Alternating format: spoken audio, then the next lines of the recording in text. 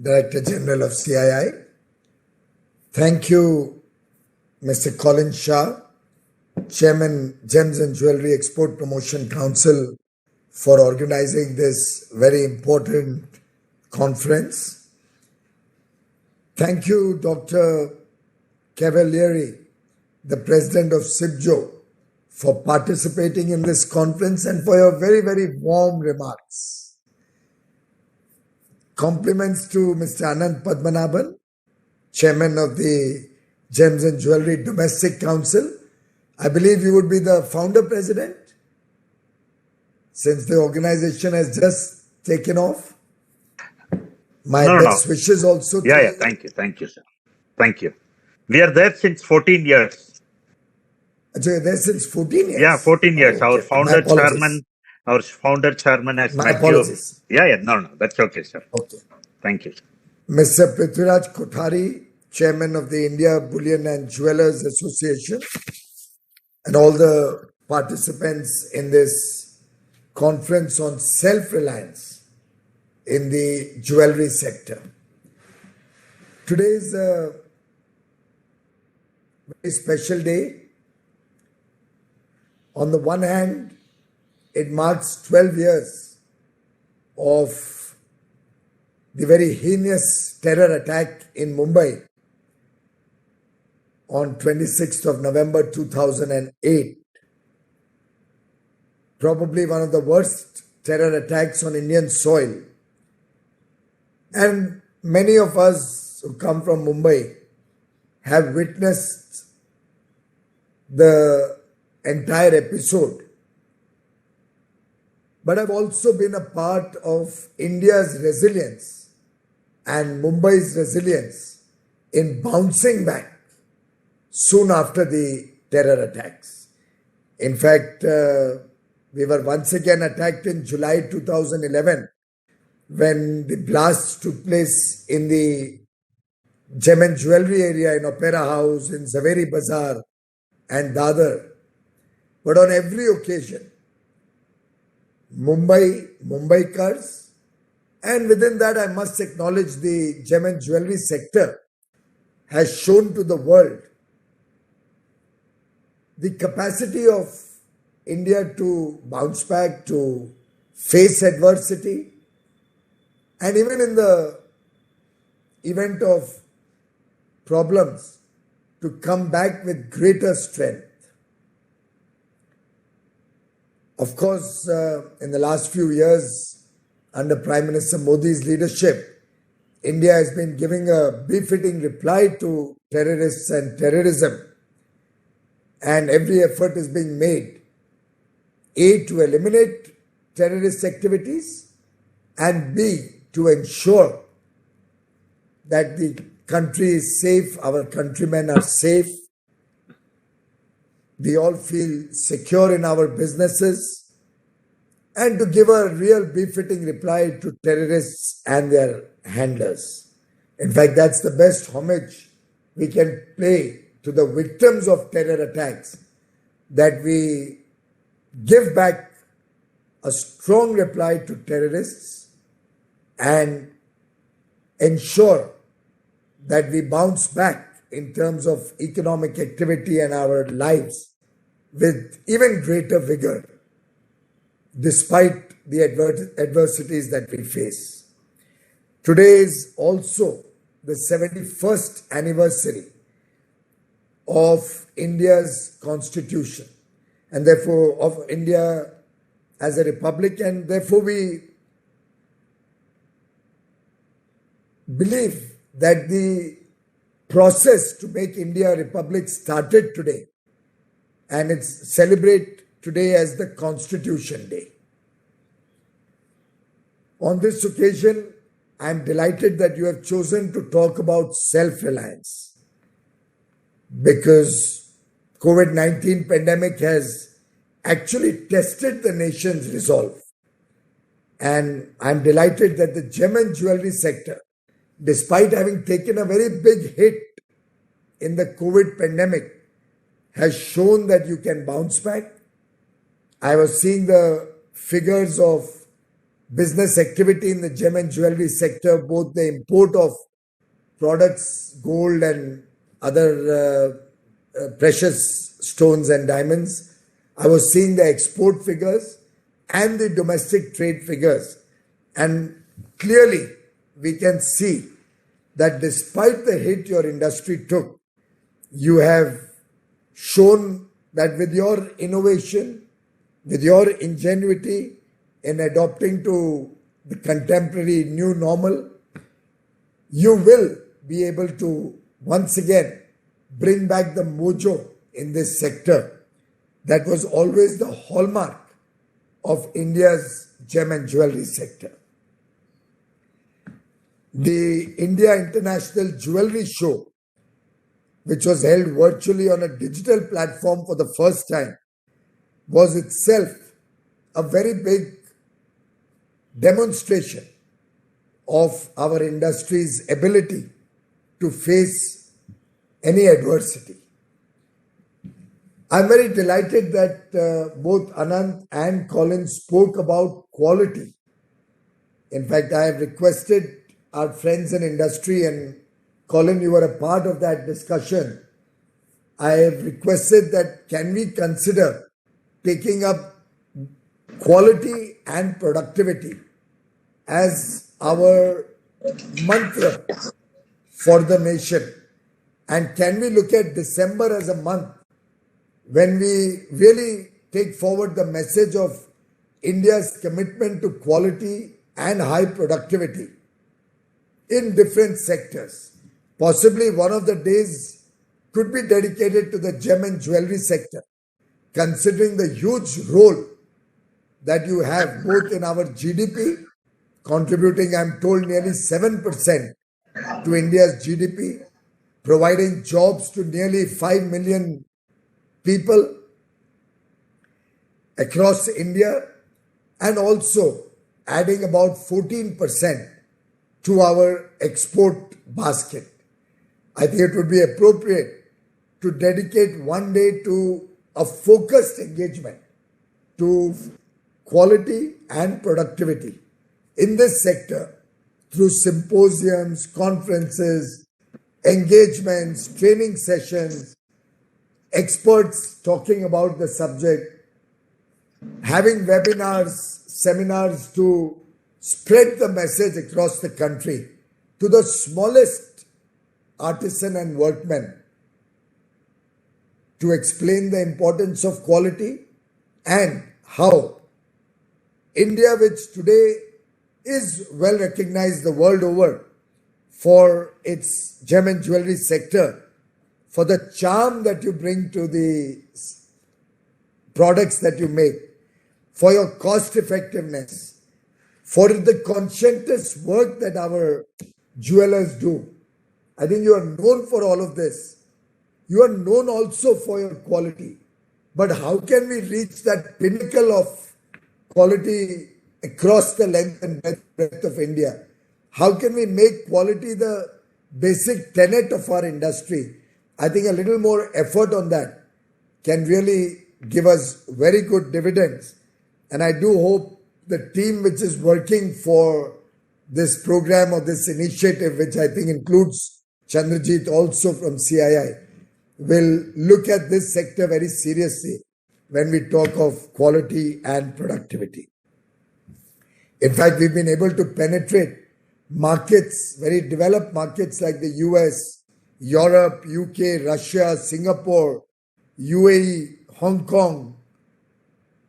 All of these markets we have been able to penetrate in the gem and jewelry sector thanks to your consciousness about quality and price competitiveness. In fact, the very kind words of Dr. Cavalieri and his commitment to support the Indian gem and jewelry industry are testimony to your capabilities and also testimony to the huge trust our jewelers have built across the world for the products that you make. I think the Prime Minister very rightly said the time has come for India to make in India, but make for the world. And that's where I believe the partnership between the government, between industry associations, both domestic and exporters, and international organizations like CIPJO can collectively work towards making India truly the center, the hub of this business worldwide. Colin, you have given me a lot of food for thought, some very good suggestions on the duty front. We have earlier engaged also about some improvements on the SEZ laws and the framework. We had discussed and I'd given a lot of instructions about the SEEPs in Mumbai. I have not followed up on that, but after today, I'll quickly do a review meeting and we'll invite all of you to participate in that and see whether progress is being made on that. And I'll certainly take up the issues that you have been raising from time to time, particularly on export, on the refund of taxes at the customs station when goods are being exported, small packet exports through e-commerce and couriers, and the SEZ issues that you have raised from time to time. Of course, you are aware that I've also on many occasions said that I would urge you to also assess what are the weaknesses in our system so that we can plug the leakages and the potential to disrupt the liberalization that we would like to do for your sector. It will be very useful if you can also look at what kind of self-regulation or what kind of policy or procedures should be put in place which will ensure an orderly behavior of the industry so that what you mentioned are aberrations in the industry. Unfortunately, the aberrations are happening very frequently from time to time. So while the two cases, current cases you did talk about, but I'm reminded of many other such aberrations in the last 10, 12 years. And unfortunately, that has caused a lot of damage to the industry, to the credibility of the industry, particularly when it comes to financing. And therefore, if you recall, I had earlier suggested when I even came to the bourse, the diamond bourse, that we will have to look at the industry playing an important role or industry coming forward to create some kind of a situation in which lenders to your industry get confidence in the industry, in the participants, in the credibility of the industry. After all, most of the cases which have caused agony to your industry were well known to most of the people in this industry. We have discussed this aspect also before. And I think some more involvement of your chambers, of the Gem and Jewelry Council, both domestic and the Export Promotion Council, working in partnership with lenders and bankers, we can find solution to the problems of finance that the industry is facing in India. In fact, most of the players in your sector are MSMEs, and we need to come forward to augment their efforts in marketing, in designing, in packaging, on the logistics side, on the access to low-cost finance. And I'm happy to deliberate on that to see how we can support MSMEs in your sector. Clearly, with the joint participation and possibly involvement, active involvement of your associations and well-meaning people from your industry. We have very good design institutes in India, packaging institutes in India. We have the potential to encourage more skill development so that the capabilities and the design abilities of our artists and craftsmen are formalized, are taken from generation to generation. Newer people and expertise is spread across the country. Newer people come into your trade, and we can look at expanding this business in an orderly fashion in a much faster fashion. I think to become more self-reliant, the industry will need to rethink, it will need to reorient and redesign its practices, processes, all of which will lead to further progress of this industry. I do believe that it has huge potential to grow if we focus on quality, if we build up on our integrity within the industry, integrity in dealings with the outside world. I have no doubt that we'll be able to expand our markets, we'll be able to meet the world's needs from India. Of course, this will also involve adopting state-of-the-art technologies, innovation, skill development and upgradation, and using newer and newer ways of producing high-quality products, at times mass production at competitive prices, using maybe 3D printing technology, looking at the balance between design and value and cost competitiveness, focusing on the large end or the larger market, along with the handmade exquisite jewelry market. Each one has its own role to play. Different markets have different demands. We really need to look at mining also. That's been an area where we haven't made much progress, and we will have to look at how we can enhance our mining operations, whether we can collaborate with other nations to look at greater market access, as well as greater technology coming into the country. We may even have to go in for newer processes for jewelry making, for creating exquisite pieces for the world market and for the Indian market. We may look at creating common facilities like you have in SEEPS or you have in the Diamond Bourse in Mumbai. I'm given to understand that in Navi Mumbai also, you are setting up a new facility. I think the effort that all of you have done over the last 2 decades, particularly in creating Surat as a hub, in creating Mumbai as a hub, in having Kolkata develop fantastic facilities, we'll really need to take this to the next level to become the world's largest and most trusted partner in the gem and jewelry and diamond cutting and polishing and design and manufacturing business. I do believe India can become the largest diamond hub of the world, and your suggestions on right sizing the duty is under consideration of the Ministry of Finance.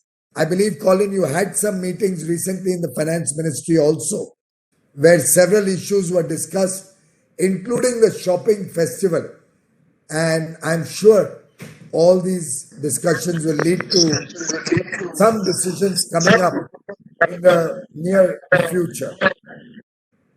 As George Bernard Shaw had said, progress is impossible without change. And those who cannot change their minds cannot change anything. I think we can all agree that in this changed world, where even our conferences are held virtually, in the new normal, where you are going to be required to market your products very often virtually, in this new normal, where e-commerce and digital technologies are overtaking at a breakneck speed the old traditional way of doing business, I am sure we in India will not be found wanting to adopt the new normal. Our share of 29% of the world's jewelry consumption is itself a very large market, but that also has potential to grow. We have potential to engage with the rest of the world in a much bigger way, to add more value to our products, to add more jobs and employment to people in India, to improve our competitive and comparative advantages in this sector. And for all of this, I know that our industry has the capability, they have the mindset which is very contemporary in nature, which adopts with changing times, which leverages our strengths across the world.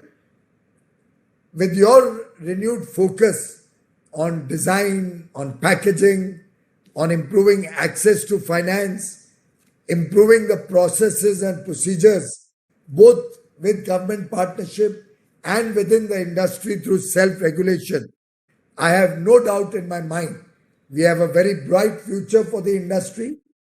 I assure you of complete support of the government in your efforts. We have had a number of engagements even during the COVID period with your sector, and I'm happy to continue this engagement, to work jointly with you and with other stakeholders, both within the government, in your industry and internationally, to see how this industry can really achieve the pinnacle of success and its rightful place in global trade and in India. My best wishes to each and every one of you. I pray for your good health, for your near and dear ones to be safe, healthy, and wish your industry all success in the days and years to come. Thank you very much.